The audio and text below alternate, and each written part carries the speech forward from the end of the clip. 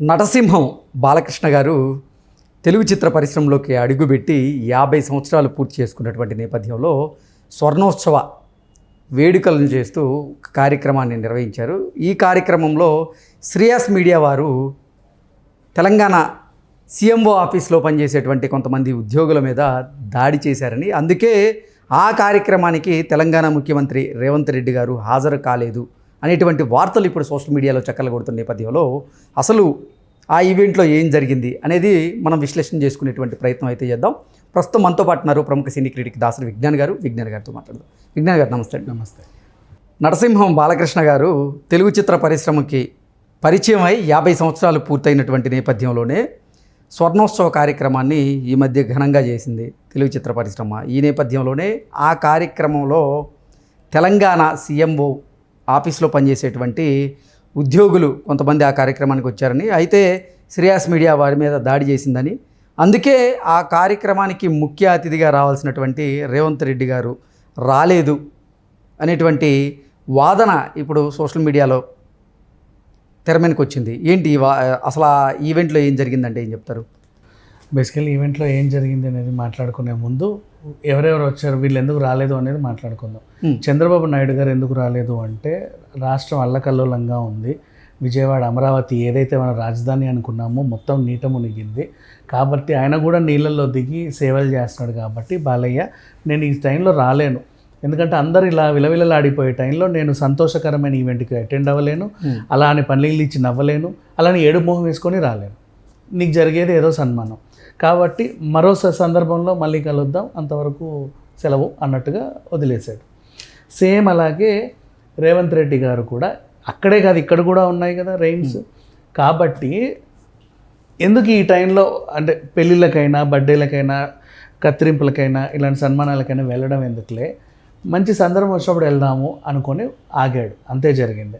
రేవంత్ రెడ్డి గారికి బాలయ్య గారికి ఉన్న సంబంధం ఎలాంటిది అంటే, బాలయ్య గారు కూడా రేవంత్ రెడ్డి గారు సీఎం అయిన తర్వాత సీఎం అయ్యావు కదా, హాయ్ కంగ్రాచులేషన్స్ అని చెప్పరు. కలిసి కాసేపు ఒక గంట సేపు కూర్చొని కాసేపు మాట్లాడుకొని ఆత్మీయ ఆలింగనం చేసుకొని ఆ తర్వాత తృప్తిగా వెళ్తారు. కాబట్టే ఆయన నెల తర్వాత వెళ్ళాడు. గెలిచిన తర్వాత ఈయన కూడా గెలిచాడు కదా, హ్యాట్రిక్. తర్వాత వీళ్ళ పార్టీ అధికారంలోకి వచ్చింది. ఆ తర్వాత ఇంకా ఈయన సినిమాలు ఉన్నాయి, ఇంకేవేమేమో కార్యక్రమాలు అన్నీ సర్దు మనగించుకొని ఒకరోజు మంచి టైం చూసుకొని ఈయన కూడా ఖాళీగా ఉన్నప్పుడు వెళ్ళి పలకరించాడు. రేవంత్ రెడ్డి గారికి కూడా అలాగే చేయాలని ఉంది. కానీ ప్రజెంట్ సిచ్యువేషన్ ఇలా ఉంది ఓవరాల్గా. ఇప్పుడు ఈ న్యూస్ ఏదో బయటకు వచ్చింది. దీని గురించి మాట్లాడుకుంటే, సినిమా ఇండస్ట్రీ వాళ్ళందరూ కలిసి బాలయ్య గారికి సన్మానం చేశారు.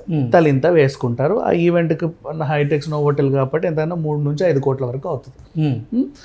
ఇప్పుడు ఈ 3 నుంచి 5 కోట్ల వరకు మాకిచ్చి మీరు మిగిల్చుకొని ఈవెంట్ని గ్రాండ్గా సక్సెస్ చేయండి అని ఈవెంట్ ఆర్గనైజర్స్కి ఒక టాస్క్ ఇస్తారు. ఈ ఫండ్ని రేజ్ చేయడానికి ఈవెంట్ ఆర్గనైజర్లు ఏం చేస్తారు అంటే, స్పాన్సర్స్ని తెచ్చుకుంటారు. పలానా వాళ్ళు ప్రెజెంట్స్ బాలయ్య సన్మానోత్సవం ఇన్ అసోసియేషన్ విత్ వీళ్ళు, పవర్డ్ బై వాళ్ళు, కో ప్రెసిడెంట్ బై వీళ్ళు అని చెప్పి వేసుకుంటారు. వాళ్ళు ఇచ్చే డబ్బులు. అలాగే అఫీషియల్గా ఒక టీవీ ఛానల్కి వీళ్ళు ఇచ్చుకుంటారు, లైవ్ లేకపోతే రికార్డింగ్ ఏదో. వాళ్ళు ఏ పండక్కో పబ్బకో బాలయ్య సన్మానోత్సవం అని చెప్పేసి దసరా కానుకనో లేకపోతే ఇంకా వినాయక చవితి సందర్భంగానో వాళ్ళు అందులో వేసుకుంటారు రికార్డింగ్ది. లైవ్ ఇవ్వరు, బేసికల్లీ రికార్డింగే ఇస్తారు. దేనికైనా ఎందుకనేది కూడా చెప్తా.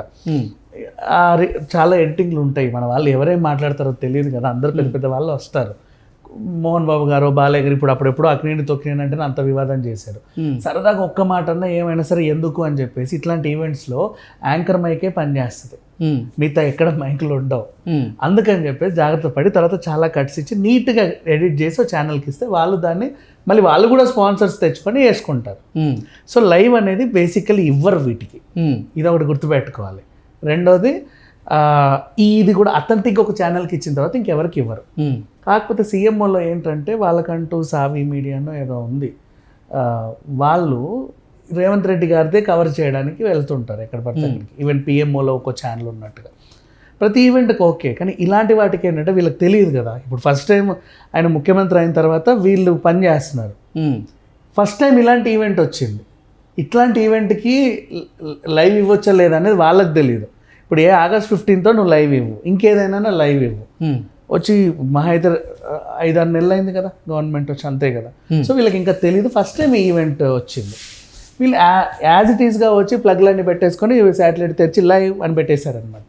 శ్రీయాస్ వాళ్ళు వచ్చి వద్దొద్దండి ఇలా వేయకూడదు, దీనికి పర్మిషన్ లేదు, మేము సో అండ్ సో స్పాన్సర్స్ తెచ్చుకొని ఇలా చేసాము అండ్ పలానా ఛానల్ వాళ్ళకి అథెంటిక్గా ఇచ్చాము, మీరు టెలికాస్ట్ చేసి మళ్ళీ మాకు అక్కడ ప్రాబ్లం వస్తుంది, ఇలా చేయకూడదు. లేదు రేవంత్ రెడ్డి గారు ఎక్కడికి వెళ్తే మేము అక్కడ కెమెరాలు పెడతాం, అక్కడ లైవ్ ఇస్తాం, యాజ్ యూజువల్ మా డ్యూటీ అది, మా మీడియా పని చేసేదే ఇది.